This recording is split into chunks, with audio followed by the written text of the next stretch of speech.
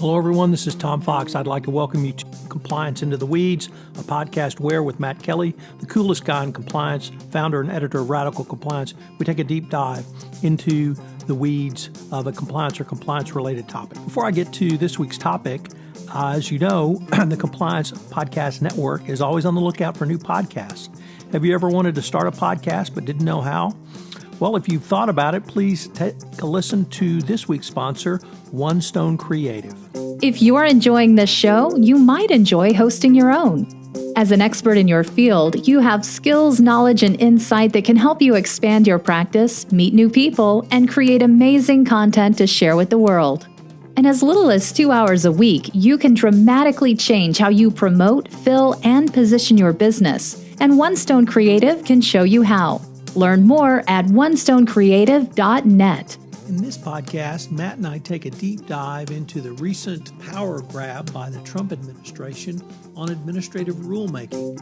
Recently, the Office of Budget and Management and Budget, OMB, published a memo for all federal agencies telling them that they must submit all proposed rules and regulatory guidance to the Office of Administration and Regulatory Affairs, where it will make a determination of whether the rule is major or minor according to standards laid out in the Congressional review, and then they will pass it along to Congress. We take a deep dive into this power grab, but also explain why it has practical implications for the compliance practitioner going forward. I know you will enjoy it. Compliance Into the Weeds is a part of the Compliance Podcast Network. Hello, everyone. This is Tom Fox, the compliance evangelist, back with Matt Kelly, the coolest guy in compliance and founder and editor of Radical Compliance, for another deep dive of Compliance Into the Weeds, the podcast where we take a deep dive, literally going into the compliance weeds. And today we're going to geek out in a couple of ways. Matt wrote a great post last Friday. I think he posted it, perhaps on Trump grabs at rulemaking, but it really speaks to several broader issues, not so much for the Trump administration, but frankly, what I think is for businesses and specifically compliance officers. So Matt, with that introduction, welcome. Hello, Tom. So Matt, what got your Irish up enough to write a column about the rulemaking being centered in the White House now? Well, this just seemed to me to be newsworthy in the sense that this was a significant power grab that the Trump administration, specifically the White House, is trying to enforce through with, I think, implications for people who have to pay attention to regulation, including actual people working at independent agencies like the SEC and others, but everybody else who has to comply with those rules, like some real implications for these audiences that I'm willing to suspect the Trump administration has not fully thought through the significance of what it is trying to do here. I'm not even entirely sure what they're trying to do with rulemaking will work, but let me tell you what they are doing.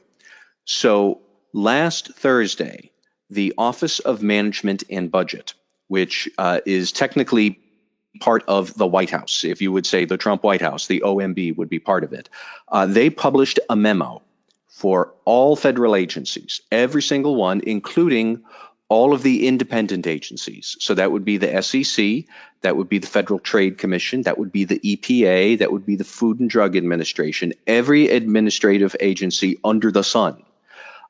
They all received a memo saying that starting on May 11th, any proposed rules or regulatory guidance that those agencies might have must first go to the White House and the Office of Information and Regulatory Affairs. I believe you acronymize that office as OIRA, or maybe OIRA, I'm not sure, but I call it OIRA. The Office of Management and Budget said that any new rule or regulatory guidance that an agency is proposing must first go to OIRA for review for compliance with the Congressional Review Act, which means that OIRA gets to say, is this new proposal going to be a major rule or a minor rule? If it is a major rule, and we can get to what is major or minor later, but if it's a major rule, then that goes to Congress, which will have 2 months to review it and vote whether to approve it or not. If they take no action, it does get approved. But this basically is a way for the Trump White House to funnel all potential rulemaking and guidance that is out there through the White House, through the OIRA and the Office of Management and Budget. So they get a chance to say, we are going to let this go through unimpeded, or nope, we're going to shift it off to Congress, and they get 2 more months to see whether they like it or not, and they might vote it down. So a big bottleneck that the Trump administration is trying to create. Why this is newsworthy is because until now, independent agencies typically have not had to do this. So how quickly might these reviews happen? We are unclear. What might happen if an agency doesn't do this? We can get into that too, but basically that's unclear. But suddenly the Trump administration is trying to make a one-stop shop for all rulemaking and other regulatory guidance, and we should explore what that means too, for all agencies everywhere, including a lot of them that compliance officers deal with.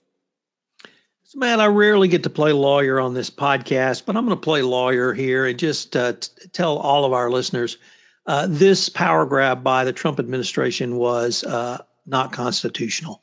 The Congressional Review Act allows congressional review. It says nothing about OIRA, UUDA, or any other White House type of review. So when somebody takes this up, I think it's going to be thrown out.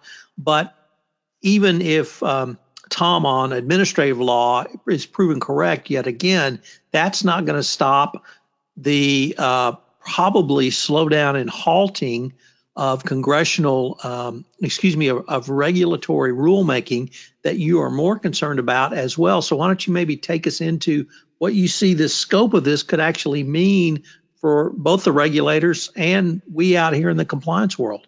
Well, sure. First, before we go too far down that road, let me just say for anybody who's listening and thinking, well, wait a minute, what does this have to do with that 2-for-1 regulatory kill order that Donald Trump so proudly pronounced on like day 2 of his administration in 2017? That where every new rule an agency proposes, it must also propose 2 others to be decommissioned. How does that relate to this? Well, in one key way is that the 2-for-1 regulatory kill order back in 2017 does not apply to independent agencies. And that's quite clear. That is in the law. And even when they published the 2-for-1 kill order, it had to say this order does not apply to independent agencies, which are the vast number of agencies that most compliance officers we talk to that you're worried about. The 2-for-1 kill order does apply to, say, the Department of Labor, Department of Justice, any department. Yes, that gets swept up in this. But all the others were exempt. Well, this Congressional Review Act does apply to all those independent agencies, but you are correct, Tom, that the letter of that statute does not say the agency must first go to the White House and submit its proposal for review. On the other hand, it is also true that for many years, and the Review Act was passed in 1996, for many years, independent agencies just didn't bother with this. They just put out the rules for comment. They adopted them as they always had. But the Congressional Review Act stop, that got passed over in the regulatory train. So this is some effort to try and, I guess, tame the supposed administrative state that so many Republicans and conservatives think is out of control. I'll be the first to say there's a lot of regulation, but I would also be the first to say this is a big, interactive, interdependent economy. Regulation comes with the territory. It's more about smart regulation. What intrigues me most, however, is that little bit in the OMB memo from last week that says all proposed rules and other regulatory guidance. Well, what is that? Because in theory, you could say that the Justice Department's FCPA guidance from 2012, well, it literally is a guide to complying with the FCPA. You could call that regulatory guidance. So if that were, say, to be updated for 2019 or 2020, clearly the Trump administration, and specifically the Trump White House, Office of Management and Budget, and the OIRA people, they would say, no, Justice Department, you can't publish any of those new guides. we get to review that first, and we will decide if it's major or minor. And if we decide it's major, then it gets to go to Congress, and Congress would actually get a chance to vote down your updated and revised 2020 guidance on whatever. I also have grave concerns that the ability to review these proposed rules or regulatory guidance, you're only going to succeed in that if you actually understand what you're reading. And I am hard pressed to believe that OIRA has the manpower or the staff and competency to do a lot of that. So anybody here who might be on the internal audit or internal control side of the house, you might see that, for example, the Public Company Accounting Oversight Board, let's say they come up with a new standard for auditing data analytics use in audits of internal control, which everybody's using data analytics now. We do not have a standard for how to audit that work. The PCAOB would be the body to come up with that. And now, at least in theory, the White House is saying, no, we get to review whether that is going to be major or minor. A major rule would cost $100 million or more across the whole economy in compliance costs. That would be one of the criteria. Now, I think it is fair to say that in a $20 trillion economy, probably these costs might be $100 million. I don't know that for a fact, but you could easily see the White House saying that this is a major rule, so we're going to give this an additional review. It's going to go to Congress. Does anybody really want congressmen voting on an audit standard for data analytics? Because that is easily something I could see happening if somebody in the Trump White House got a bee in their bonnet that they wanted to make this their pet cause. All sorts of other guidance around complex environmental issues, Federal Communications Commission, if you ever want to dabble in net neutrality again, or other sorts of complex issues like that.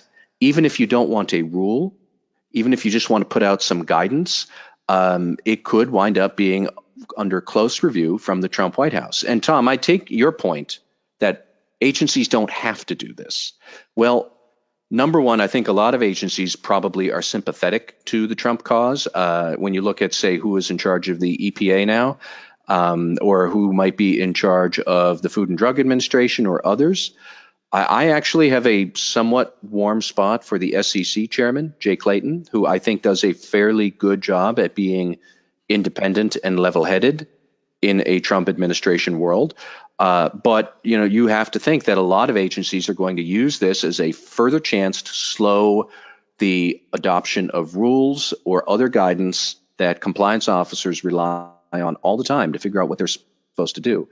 And slow or contradictory or incoherent approaches to rulemaking and guidance does nobody listening to this podcast, does nobody any favors.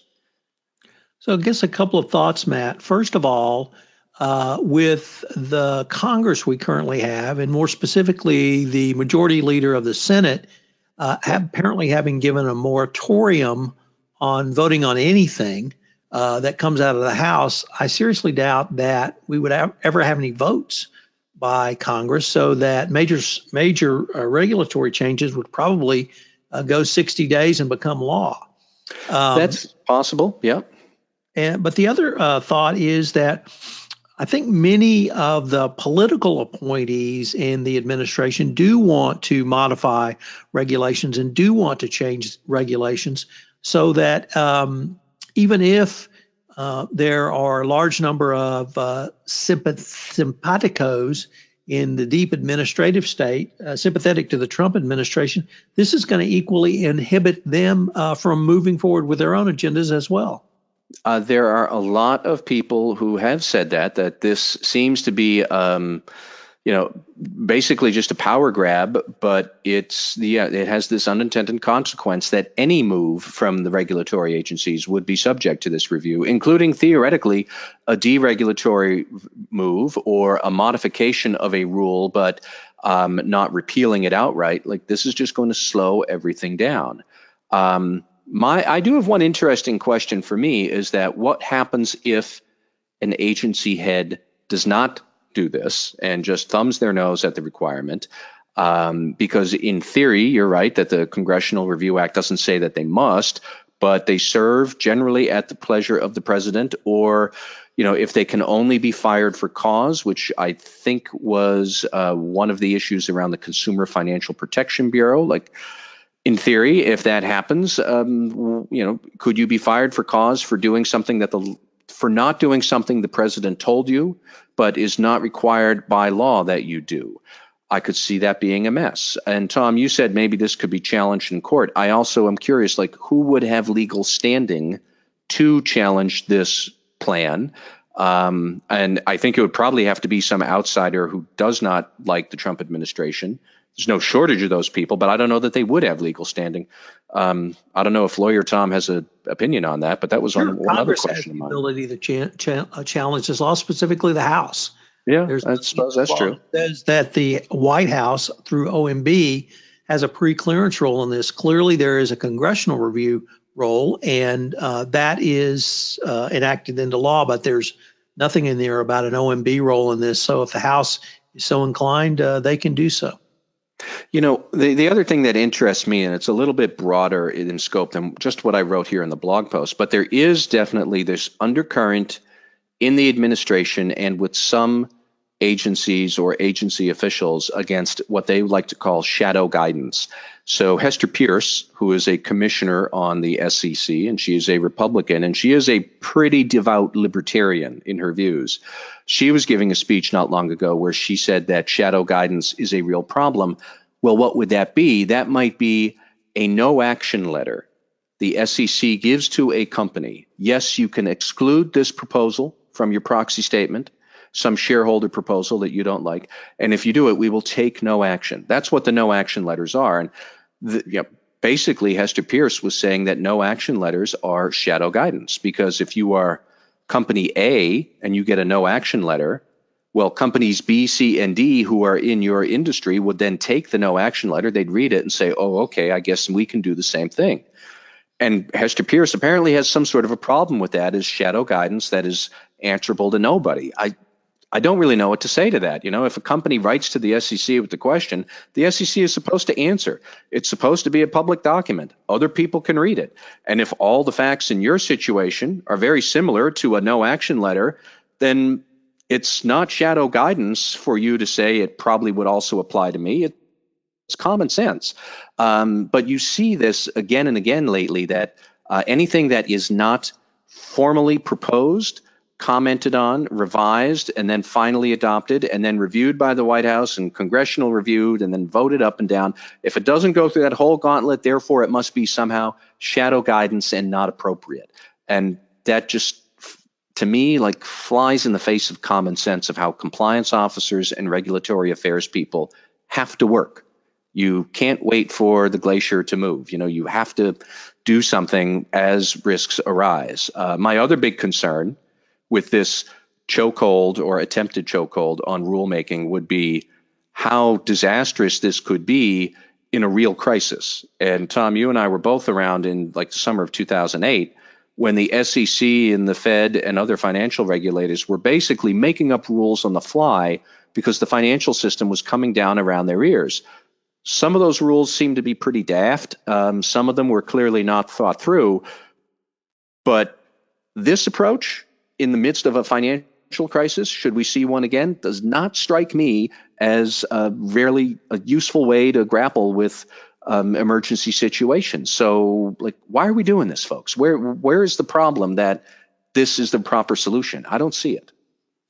So, Matt, let me change. We've got just a few minutes left, but I wanted to maybe change the focus a little bit to ask you to not only consider this grab at rulemaking, but we've had a new nominee to the Securities and Exchange Commission, and how that all might play into some of the things that we've discussed in this podcast previously, that changes Jay Clayton has really committed to through the rulemaking process. Yeah, so that is an interesting little sidebar to this whole conversation. Is President Trump has, at long last, moved forward with filling a open slot on the Securities and Exchange Commission for a Democratic nominee. And under the law, there are 5 commissioners. No more than 3 can be from the same party. So right now there are only 4. There is Jay Clayton, 2 other Republican nominee or commissioners seated and 1 Democratic commissioner and a vacant seat. So people have pointed out that when you have only 4, and there are 2 staunch Republicans, Heather Pierce and Elad Roisman, if I'm pronouncing his name correctly. If you have 2 staunch Republicans and you have Robert Jackson on the Democrat, well, Jay Clayton, if he wanted to, say, impose corporate penalties on somebody and voted with Robert Jackson, there's 2 votes, but now the Republican commissioners are opposing corporate penalties. There's 2 others. You have a 2-2 stalemate, so there can be no penalties. So people may have seen lately some legal bulletins floating around the theory that Donald Trump might never nominate a second Democratic commissioner, because if you leave it at this 4-person, hobbled, undermanned commission, Jay Clayton might never get a 3-way majority to support some action he wants, especially around corporate penalties. And there are a lot of lawyers who are saying, well, maybe you don't have to worry about corporate penalties anymore. Now that Donald Trump has been nominated, he's nominated Allison Lee. She's a Democrat. She is from Denver. Her appointment is apparently likely to be confirmed by the Senate. When, we don't know, but nobody is saying this is a problematic nomination. She's going to get confirmed sometime soon. So there will be 2 Democrats and 2 Republicans who presumably would be on opposite sides of whatever your issue is, but specifically around corporate penalties. If 2 Democrats want the penalties and 2 Republicans say no, the tie-breaking vote gets to go to Jay Clayton. So Jay Clayton essentially gets to be his own swing vote, which is exactly what an SEC commissioner or an SEC chairman would want. So I think that this will enhance his power to be able to put off the 2 Republican commissioners, even though he is nominally a fellow Republican. If he ever wanted to overrule them, now he can. Before, he could not. So issues like corporate penalties, exempting SOX 404B compliance for more companies, revamping the SEC whistleblower awards program, quarterly reporting and reducing that disclosure, all of these SEC policy issues that may be coming up. At least until now, the 2 Republicans could have blocked Jay Clayton if they really wanted to. But with a Democratic commissioner, now Jay Clayton will have much more power pretty much to get through what he wants. Now, an SEC chairman generally was able to do that anyways, but if Jay Clayton can be his own swing vote, now he's really going to have that kind of power. Remains to be seen what they do adopt, and then what are they going to do about this OIRA OMB review and Congressional Review Acts, and who knows. But at the very least, like Jay Clayton, if you are a fan of Jay Clayton, or at least admire him as a worthy adversary, if you don't like all of his actions, he's got a lot of power going his way right now, and you're likely to see him do more in 2019 and 2020. So, Matt, earlier today I did a podcast where one of the issues was the World Economic Forum Global Risk Report 2019, which talked about political instability of Western governments as one of the key risks going forward. And here I think we have a very tangible example of political instability that literally could go down to the anti-corruption compliance practitioner compliance program level if the Department of Justice and SEC wanted to update the 2012 guidance, but could not do so because of this and everything in between, including many of the things you talked about with Jay Clayton and even whistleblower awards. That is very true. I mean, I don't want to get too hyperventilated about that in particular, but you could. Don't forget, we're going to have a new Deputy Attorney General, and what might he do with FCPA enforcement policy? And we can cover that some other week, Tom. But for compliance officers specifically who work in finance and your institution is regulated by the Fed or the Consumer Financial Protection Bureau, my best reading of that OMB policy memo from last week, this is aimed at your agencies. That's what they want. They want to curb the CFPB and they want to curb the Fed. Is that useful? I mean, look, there are probably rules that people don't like from the Fed or the CFPB, but bottlenecking them up in White House review is probably not going to be the best way to get smart regulation. Call me crazy, but I actually would like to see President Trump nominate qualified, competent people for the agencies who then do their job thoughtfully without further interference from political appointees in the White House who probably have poor grasp of the full nuance and complication of what we're doing here in regulatory world.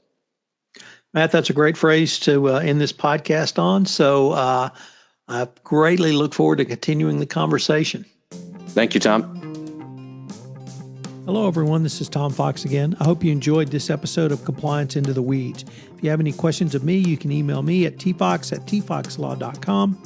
You can email Matt at mkelly@radicalcompliance.com. I will link to Matt's article in the show notes, but you should definitely check it out and you should follow this story because it may have a lot of implications for the anti-corruption, anti-money laundering, and export control compliance practitioner going forward.